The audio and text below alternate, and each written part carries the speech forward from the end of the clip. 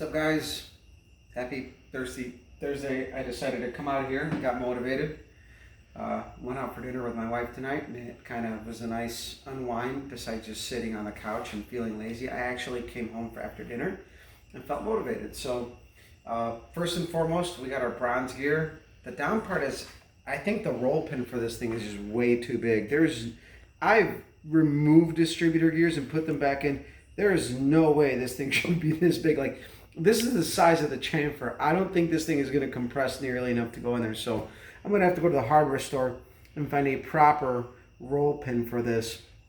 Unless somebody else out there has done it, clue me into this, because I've never ran a roller cam. That's a first for me. And the gear is nice. It's from PRW. Dimensionally, it looks pretty good. I mean, I stacked it up next to the original. It looks good. The gears mesh very good. So, you know, it's pretty close. And they're nice. Heights and everything look identical. I mean, a couple little differences, but I might knock the roll pin out of that one and see if it's the same diameter. That doesn't have a chamfer. I think the chamfer makes it look bigger. But we got our gear. Big shout out to my dad. Cleaned up the intake. He actually didn't clean it. He dropped it off at the place he used to work at, and I grew up there.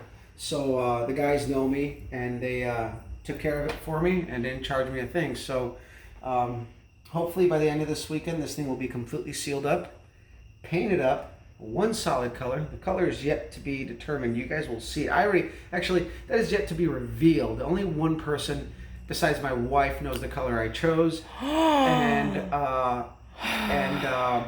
we're going to paint it up once it's all together, tape off the valve covers, the intake, and we're going to go ahead and spray it, and it's going to look killer. I know that for a fact. And the other day at work, between letting my filler set up, I welded in the holes. This thing had some weird windage tray or something in it. I don't know what the deal was, but there's something in there rolling around there. We got it out. Plug welded them up. I hammer and dollied the rails. This one's got a little bit of it got beat up, but we should still have a good sealing surface. I've installed oil pans that were not nearly as flat as this one, so we're good. And I came out here. The main reason why I came out here today was to clean up the rocker arms, the roller lifters, and the push rods, which I gave them in a little oil bath. You're welcome. Just so that they, can see some oil before installation. Just regular 1030, nothing special. My wife said you're welcome because she donated the container so that I can put oil in there. And if you guys want to see how dirty those parts were, this is a quart of kerosene I used. This was crystal clear. So those parts, even though they were pretty dried out, that's how dirty they got. So we cleaned them up, blew them out. Anything that could be in them is gone. And so I got them in an oil bath. So the goal is tomorrow to come out here, put the timing cover on, index our balancer, make sure it's, thanks JJ for the heads up. I've never used an aftermarket balancer either. So he told me to make sure that zero was at zero, and it's pretty much the same way that when you check, from what he told me, for true top dead center, you use a piston stop. You mark it at zero, go the other way, mark it at zero, there's placement through, all that shit. So I'm sure I didn't explain it right, but I'm sure I'm going to probably call him while I'm doing it. So if you're watching this, dude, I'm probably going to be calling you when I do this to make sure I did it right. But the whole reason is to make sure that your balancer is a good relation to your pointer. And ours has degree marks, so we're probably just going to use the zero, wherever zero falls on our pointer is going to be just our main reference, and I'll probably take it back off, cut it back, and it's going to be a sharp sheet metal pointer for our balancer. So really, after this weekend, we're ready to rock. I wanted to throw it on the engine running stand this weekend, but you know what? I need a break. This is actually the fastest I have ever done anything like this, ever, with anything. Big shout out to Tim McDaniel, Bomber Transmissions. He took on the job of doing the transmission, and he had the parts that we needed, and he's going to take care of us, and I'm still paying him, but he's using parts that he either removed from good used transmissions that he's had or whatever, or what have you, leftovers. And it's going to be a full manual standard pattern transmission with a couple of tricks and whatnot. And he said he might make a video and give us a link to that. The guy is awesome with transmissions, and he does a lot of specialty like demo derby transmissions, but he knows how to do race transmissions as well. And so really, like, this has been a 3-week journey of from nothing to something, and then we got a transmission into something, and it's the fastest I've ever done that in, and I was pretty excited about that. And I got friends involved, and anybody who's involved is actually excited. My wife's excited, I'm excited. Tim was excited about the transmission build, you know, stuff that he hasn't done in a while, because he's got his specialty that he does is pretty much derby transmissions. And but at heart, he's an Oldsmobile guy, but he does all kinds of cool shit. And so I'm really thankful that you know, the people who have sold me parts have given me a deal. And I'm going to take this moment to kind of big shout out to JJ, because ultimately I got this engine because of him. And I'll share with you prices afterwards, whatever everything cost me. Some parts are on loan. The camshaft is JJ's, the push rods are JJ's, and I think that's it. I got some tools from him, but that doesn't matter. Not that they're mine, they're his. And so pretty much, Mike the Masher used to be an ROP member, lives here in town.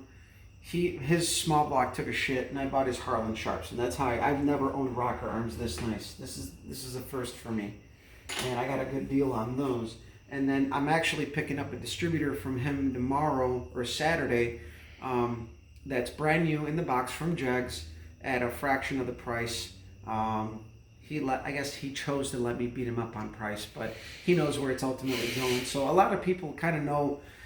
This build has kind of gained a little bit of momentum, and they know how I'm doing this. And really, this is just for fun. Like, I don't have a whole lot of money in this engine, and this is just going to be a let's rock the wheels off this car. We're going to put this thing, and we have a number that we want to shoot for in our mind.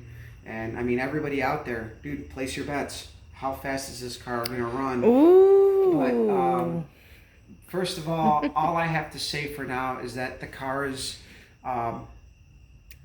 just a little over 3,000 pounds with somebody in it, and it's got a 456 gear. So take your bets on this engine on how fast it's going to run. We know that it ran 1150s in a 3,700 pound car. And the details of that particular combination I'm also going to touch on over the weekend, as I'm really not going to be, once this is put together, there's some stuff I want to touch on. And you guys got to let me know if you guys are even want to know that stuff. But this basic combination, the only difference is that it had a little bit more compression.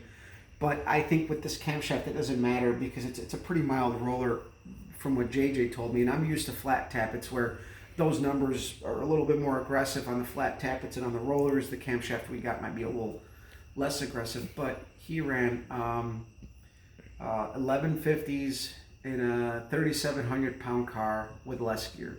So we're hoping that this thing will rip with in a little 3,000 pound car with driver and a 456 gear. The original builder of the short block told me that this engine has seen 6,000 plus RPMs, no problem. Our limiting factor is going to be the induction system, which is going to be the cylinder heads. And yes, for the record, they are J heads. They've been ported, they've been filled. You might ask yourself, why would somebody waste money on J heads? Well, the story is that this was pre-forum and internet days, and JJ used the heads that he had, and which there's two different people involved with the parts that I got. We're just going to call him Dave, had the short block. He built the engine with Edelbrock heads, I believe, and it had a flat tappet solid cam that I ended up giving to my buddy Mike, which I actually own a very nice hydraulic cam in trade. I initially just let him borrow the cam, but the engine took a shit, and at that point the cam is junk, so I ended up with his old cam, which is still a solid piece. And but either way, Dave built this short block probably in the early 2000s, and it's seen quite a life. Saw a ton of 6,000 plus RPM pulls. It saw some nitrous, and from what we saw, this engine has survived very well. And the cylinder heads, the intake, and even the carb came from JJ's combination that he ran in that, I believe it was a 76 Le Mans. So this is kind of like a revival, man. This is almost like church here, right?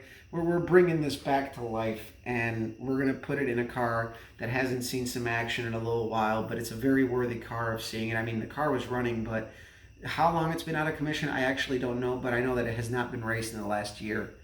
Maybe more. I don't know. JJ can fill in the details there. But we're going to get this thing together. I'm super excited. My goal is that sometime in maybe mid-September, late September, we can get the car to the track. And I was waiting to hit the track, but I'm thinking I want cool weather, so maybe we'll do a duo where we'll hit up a local drag strip that'll be good for both of us, because my buddy lives in a different state and I live in a different state. So we're going to meet up at maybe at a track and have both cars out, and we can kind of just have fun, have both cars out, and maybe get a couple Oldsmobile guys out there if they're interested, if they're from the Midwest, just to come out, bring their cars out. So either way, that's kind of my video of today. It's been a really busy week for me. I got stuff going on in my evenings besides this, and I got work, and this has still come together at a breakneck pace. So either way, end of the weekend, this thing's gonna be painted up, dolled up, really nice, looking really good, and everything internally actually looks really good too. So I'm proud of that. I'm happy about that. Very confident about that. It might blow up though on initial fucking run stand time. Who knows? But at this point, we're doing this for fun. We're riding the roller coaster, and so I know that I hope you guys are enjoying it. Share, like, subscribe. If you guys want to follow me on like a different platform, I do post stuff on Instagram. Lately I haven't, but I do post a lot of things on Instagram that are more work related on my end of things. So you can follow me at Copper Cutlass there. And Facebook, I really don't do Facebook anymore. That page was just not enough traffic that warranted the extra work. So I'm working good on this platform. So see you guys later. Share, like, subscribe. This is gonna be fun, all said and done. I'm still not going to reveal the car that we're going to be working on completely until I can get a video of it, and we're working on that, because JJ is going to get out there and start working on it, and he's got something, and we're going to make it all work where we can make videos of him getting the car ready and share it on our page, and it's going to be good. So stick around.